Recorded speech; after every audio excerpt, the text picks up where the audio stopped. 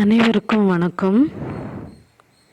நாம் இன்றைக்கி கருப்பு கவுனி அரிசி அப்படின்னு ஒரு அரிசியை பற்றி பார்க்க போகிறோம்.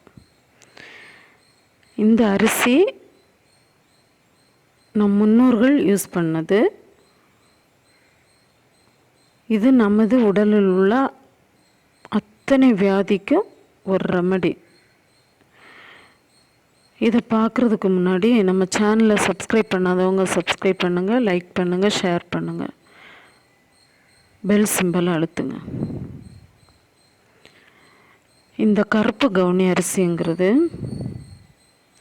செயலிழந்து போன நமது கிட்னியை கூட செயலாக்க வைக்க ஆற்றல் உள்ளது. ஆனால் இதை நம்ம கண்டினியூவாக டெய்லி தினமும் 2 வேளையா இல்லை 3 வேளையா இதை தூள் பண்ணி கூழ் மாதிரி காய்ச்சி, அதை நான் எக்ஸ்பிளைன் பண்ணணும்னு தேவையில்லை, அது உங்களுக்கே தெரியும் எப்படி இதை தூள் பண்ணி நம்ம சாதா கேழ்வரகெல்லாம் காய்க்கிறது போல் தண்ணி விட்டு ஒரு 4 ஸ்பூன் எடுத்திங்கன்னா 2 ஸ்பூன் தண்ணியை விட்டு 2 டம்ளர் தண்ணி விட்டு 4 ஸ்பூன் மாவு எடுத்திங்கன்னா 2 டம்ளர் தண்ணி விட்டு நல்லா காய்ச்சி கூழ் போல் எந்த உப்போ எதுவுமே போடாமல் அப்படியே நீங்கள் சாப்பிடணும். இதை சாப்பிடும்போது எந்த நான்வெஜ்ஜு மீனா மட்டனா எதுவும் எடுக்க வேணாம். எடுக்காமல் நீங்கள்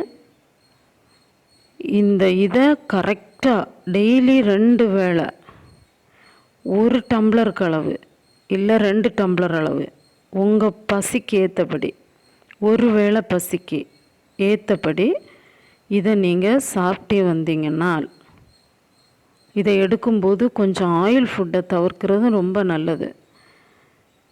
செயலிழந்து போன ஒரு கிட்னியை கூட செயல்படுத்த வைக்க முடியும் ஒரு அபரிவிதமான சக்தி கொண்டது இந்த கருப்பு கவுனி அரிசி. டயாலிசிஸ் பண்ணுறவங்களும் இதை யூஸ் பண்ணிக்கலாம். உங்களுக்கே தெரியும், இதை நீங்கள் சாப்பிடும்போது அது வர மாற்றங்கள் பற்றி நீங்கள் அதை போக போக இதை கண்டினியூவாக சாப்பிட்டீங்கன்னா கண்டிப்பாக உங்கள் கிட்னி சரியாகிறது நிச்சயம். இதை வாங்கி, இந்த கருப்பு கவுனி அரிசி வாங்கி எல்லாரும் உடம்பு நம்ம ஹெல்த்தை நம்ம தான் பார்த்துக்கணும். யாரும் இன்னொருத்தவங்க நம்ம உடம்புல ஹெல்த்தை நமக்கு தரவே முடியாது.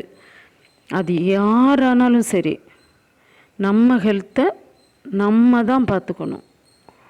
அதுக்காக நம்ம உடம்பை நம்ம ஹெல்த்தை ஆரோக்கியமாக வச்சுக்கிறதுக்கு மேலும் நான் அடுத்த வீடியோஸை உங்களுக்கு நல்ல நல்ல தகவல்களை கொடுக்குறேன். இதை அனைவரும் வாங்கி பயன்படும்படி கேட்டுக்கொள்கிறேன்.